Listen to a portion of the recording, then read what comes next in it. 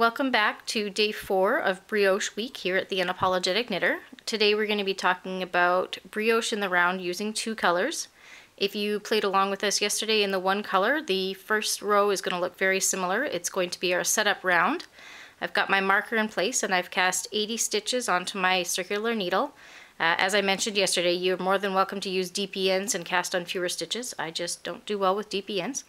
Anyway, to get started, we're going to work our setup round like we did for working flat and for working in the round yesterday. We're going to knit 1, bring our yarn to the front and work a slip 1 yarn over, and then knit 1,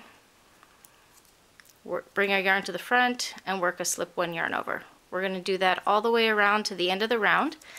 You'll end with a slip 1 yarn over just before that marker there, and when we come back I will talk about how to put in our second color.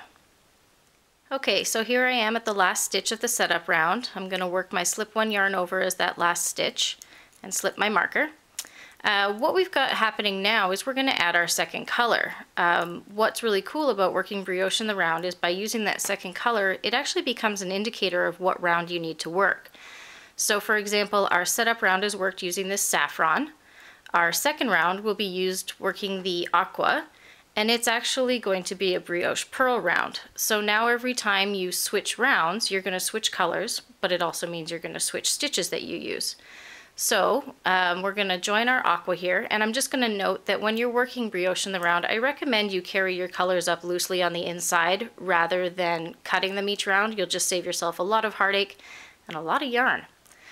Okay, so to start this second round, we've got our single stitch, which we know from the past weeks means we have to work that as a slip 1 yarn over. Joining the first round with the new color is a little bit tricky. You're going to kind of have to just, you can see I'm fiddling. You want to hold the colors in your finger here for a little bit of tension. And then we're going to pull that working yarn to the front to create our first slip 1 yarn over and wrap the yarn all the way around the front to work our first brioche purl stitch, which is going to be purling those 2 wrapped stitches together. Now our working yarn is in the right location, so we're going to slip 1 yarn over, wrap the yarn all the way around, brioche purl the next 2 stitches. One more time, the yarn is in the right place, so we're going to slip yarn over, brioche purl 2 together, and finish our slip 1 yarn over and brioche purl 2 together. So we're going to continue this pattern of slip 1 yarn over and brioche purling 2 together all the way to the end of the round. Okay, we're here at the end of round 2 that we brioche purled and slipped 1 yarn over with color 2. I've worked my last slip 1 yarn over and now have to work my last brioche purl of the round.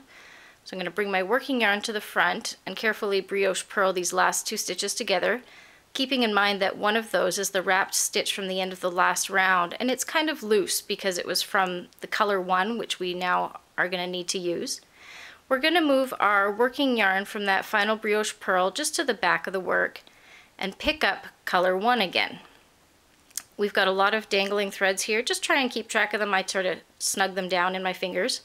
We're going to slip our marker to begin the beginning of round 3, which is going to be worked with color 1, and we've got a double yarn over here because we've slip 1 yarn over the first stitch of the last round, and this tail's a little loose, so just hold that in your hands while we brioche purl this first set of stitches together, and then just snug it down, otherwise you've got loose threads everywhere.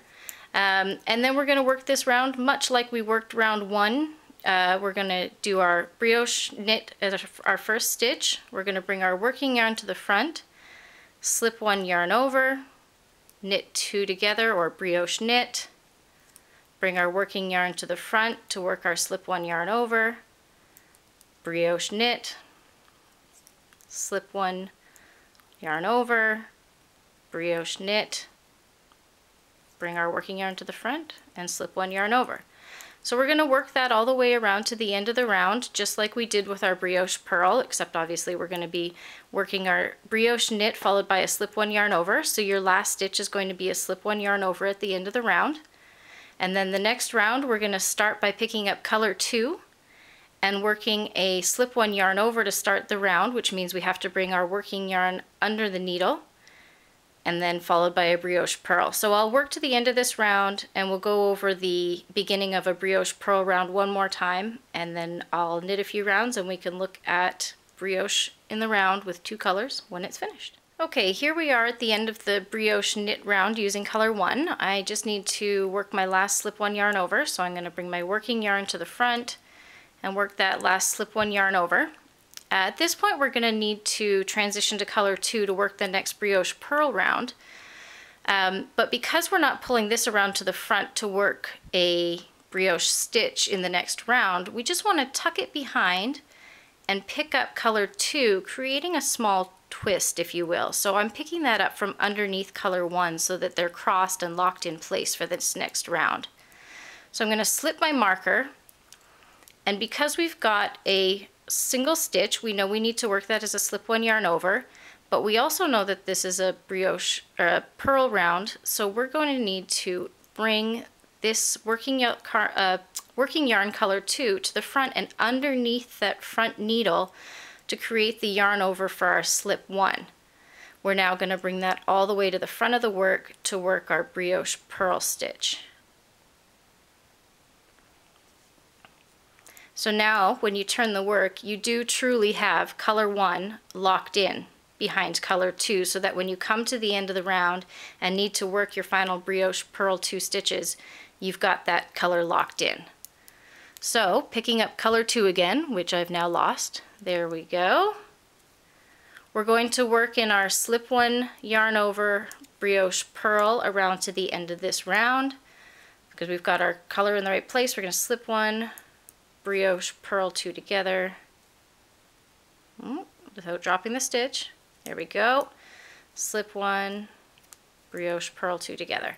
So we're going to continue in this manner, working our slip 1 yarn over brioche purl to the end of the round, and then the next round we're going to do the same. We're going to pick up color 1, work our brioche knit and our slip 1 yarn over all the way to the end of that round. So I'm confident you guys can do that for the next couple rounds. I'm going to knit a few rounds and show you the insides and the outsides of 2 color brioche in the round. So I've finished a couple more rounds of the brioche ribbing using 2 colors, and you can see we've got our color 1 on the right side is a vertical stockinette column, and color 2 on the right side you can see the purl bumps coming out of this area here. If you turn your work inside out, you actually see that color 2 gives you your columns of stockinette and color 1 becomes your ribs. So that's kind of the coolest part about brioche rib. Well, other than it's nice and soft and springy and you just want to knit it all the time, I love the fact that it's reversible. So that's really all there is to knitting brioche in the round with 2 colors. Have fun with it, try alternating different colors, see what you get. I actually am now in love with this saffron and aqua combination and think I want to make everything with it. Thanks for joining us today. Tomorrow we are going to look at how to fix brioche ribs, specifically drop stitches. It can be a bit daunting at first, but once you figure it out, you're going to feel like an absolute rock star. Talk to you soon.